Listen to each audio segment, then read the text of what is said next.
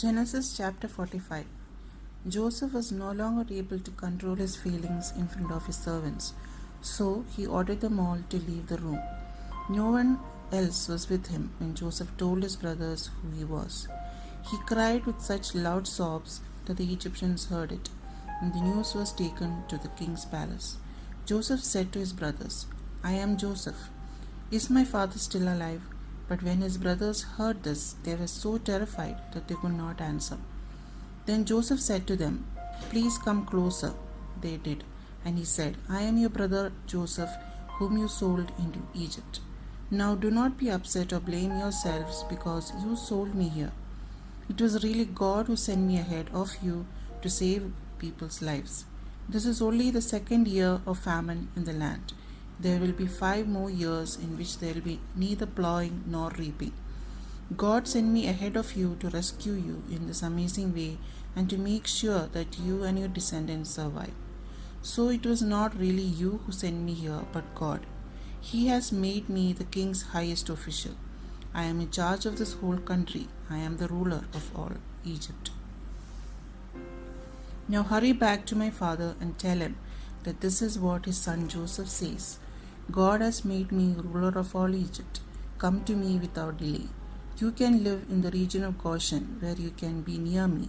You, your children, your grandchildren, your sheep, your goats, your cattle, and everything else that you have. If you are in Goshen, I can take care of you. There will still be 5 years of famine, and I do not want you, your family, and your livestock to starve. Joseph continued, "Now all of you, and you too, Benjamin, can see that I am really Joseph.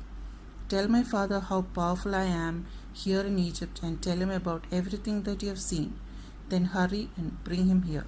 He threw his arms around his brother Benjamin and began to cry. Benjamin also cried as he hugged him.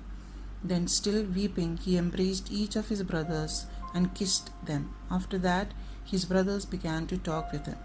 When the news reached the palace that Joseph's brothers had come, the king and his officials were pleased. He said to Joseph, "Tell your brothers to load their animals and to return to the land of Canaan. Let them get their father and their families and come back here. I will give them the best land in Egypt, and there they will have more than enough to live on. Tell them also to take wagons with them from Egypt for their wives and small children and to bring their father with them. They are not to worry about leaving their possessions behind. The best in the whole land of Egypt will be theirs."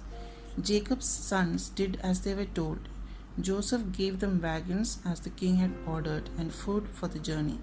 He also gave each of them a change of clothes, but he gave Benjamin 300 pieces of silver and 5 changes of clothes.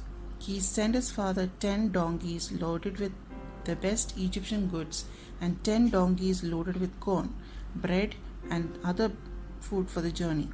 He sent his brothers off, and as they left, he said to them, "Don't quarrel on the way." They left Egypt and went back home to their father Jacob in Canaan. "Joseph is still alive," they told him, "as he is the ruler of all Egypt." Jacob was stunned and could not believe them.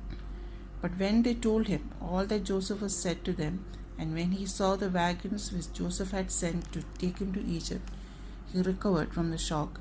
"My son Joseph is still alive," he said. "This is all I could ask for. I must go and see him before I die." Genesis chapter 46.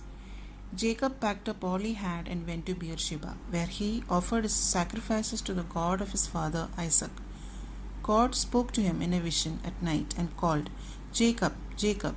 "Yes, here I am," he answered. "I am God, the God of your father," he said. "Do not be afraid to go to Egypt. I will make your descendants a great nation there. I will go with you to Egypt, and I will bring your descendants back to this land. Joseph will be with you when you die." Jacob set out from Beersheba. His sons put him, their small children, and their wives in the wagons which the king of Egypt had sent. They took their livestock and the possessions they had acquired in Canaan and went to Egypt. Jacob took all his descendants with him, his sons, his grandsons, his daughters, and his granddaughters.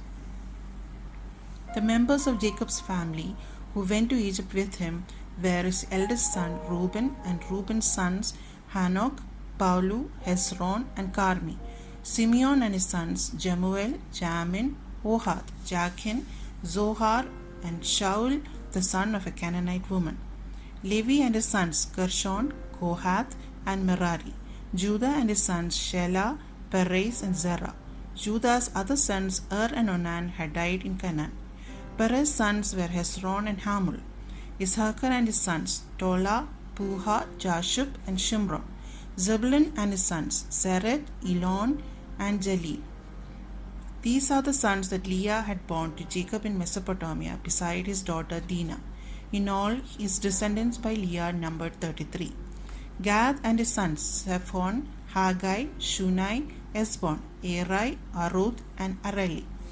Asher and his sons Imnah, Ishva, Ishvi, Beriah, and their sister Sarah.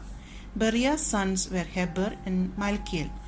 These 16 are the descendants of Jacob by Silpha, the slave girl whom Laban gave to his daughter Leah. Jacob's wife Rachel bore him 2 sons, Joseph and Benjamin. In Egypt, Joseph had 2 sons, Manasseh and Ephraim, by Asenath, the daughter of Potipharah, a priest in Heliopolis. Benjamin's sons were Bela, Pechar, Ashbel, Gera, Naaman, Ehi, Rosh, Mupim, Hupim, and Ard. These 14 are the descendants of Jacob by Rachel. Dan and his son Hushan, Naphtali and his sons Jehasil, Gunai, Jesser, and Shillem. These 7 are the descendants of Jacob by Bilhah, the slave girl whom Laban gave to his daughter Rachel. The total number of the direct descendants of Jacob who went to Egypt was 66, not including his sons' wives. 2 sons were born to Joseph in Egypt, bringing to 70 the total number of Jacob's family who went there. Jacob sent Judah ahead to ask Joseph to meet them in Goshen. When they arrived, Joseph got in his chariot and went to Goshen to meet his father. When they met, Joseph threw his arms round his father's neck and cried for a long time. Jacob said to Joseph, "I am ready to die now that I have seen you, and now I know that you are still alive." Then Joseph said to his brothers and the rest of his father's family, "I must go and tell the king that my brothers and all my father's family who were living in Canaan have come to me. I will tell him that you are the shepherds and take care of livestock, and that you have brought your flocks and herds and everything else that belongs to you. When the king calls for you and asks what your occupation is, be sure to tell him that you have taken care of livestock all your lives, just as your ancestors did. In this way he will let you live in the region of Goshen." Joseph said this because Egyptians will have nothing to do with shepherds. Genesis chapter 47. So Joseph took 5 of his brothers and went to the king. He said, "My father and my brothers have come from Canaan with their flocks, their herds, and all that they own. They are now in the region of Goshen." He then presented his brothers to the king. The king asked them, "What is your occupation?" "We are shepherds, sir, just as our ancestors were," they answered. "We have come to live in this country because in the land of Canaan the famine is so severe that there is no pasture for our flocks. Please give us permission to live in the region of Goshen." The king said to Joseph, "Now that your father and your brothers have arrived, the land of Egypt is theirs. Let them settle in the region of Goshen, the best part of the land. And if there are any capable men among them, put them in charge of my own livestock." Then Joseph brought his father Jacob and presented him to the king. Jacob gave the king his blessing. The king asked him, "How old are you?" Jacob answered, "My life of wandering has lasted 130 years. Those years have been few and difficult, unlike the long years of my ancestors in their wanderings." Jacob gave the king a farewell blessing and left. Then Joseph settled his father and his brothers in Egypt, giving them property in the best of the land near the city of Ramses, as the king had commanded. Joseph provided food for his father, his brothers, and all the rest of his father's family, including the very youngest. The famine was so severe that there was no food anywhere, and the people of Egypt and Canaan became weak with hunger. As they bought corn, Joseph collected all the money and took it to the palace. When all the money in Egypt and Canaan was spent, the Egyptians came to Joseph and said, "Give us food. Don't let us die. Do something. Our money is all gone." Joseph answered, "Bring your livestock. I will give you food in exchange for it if your money is all gone." So they brought their livestock to Joseph, and he gave them food in exchange for their horses, sheep, goats, cattle, and donkeys. That year he supplied them with food in exchange for all their livestock. The following year they came to him and said, "We will not hide the fact from you, sir, that our money is all gone and our livestock belongs to you. There is nothing left to give you except our bodies and our lands. Don't let us die. Do something. Don't let our fields be deserted. Buy us and our land in exchange for food. We will be the king's slaves, and he will own our land. Give us corn to keep us alive and seed to sow in our fields." Joseph bought all the land in Egypt for the king. Every Egyptian was forced to sell his land because the famine was so severe, and all the land became the king's property. Joseph made slaves of the people from one end of Egypt to the other. The only land he did not buy was the land that belonged to the priests. They did not have to sell their lands because the king gave them an allowance to live on. Joseph said to the people, "You see, I have now bought you and your lands for the king. Here is seed for you to sow in your fields. At the time of harvest, you must give 1/5 to the king. You must use the rest for seed and for food for yourselves and your families." They answered, "You have saved our lives. You are being good to us, sir, and we will be the king's slaves." So Joseph made it a law for the land of Egypt that 1/5 of the harvest should belong to the king. This law still remains in force today. Only the lands of the priests do not become the king's property. The Israelites lived in Egypt in the region of Goshen, where they became rich and had many children. Jacob lived in Egypt for 17 years, until he was 147 years old.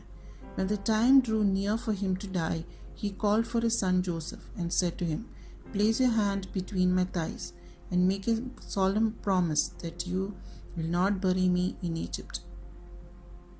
I want to be buried where my fathers are. Carry me out of Egypt and bury me where they are buried." Joseph answered, "I will do as you say." Jacob said, "Make a vow that you will." Joseph made the vow, and Jacob gave thanks there on his bed.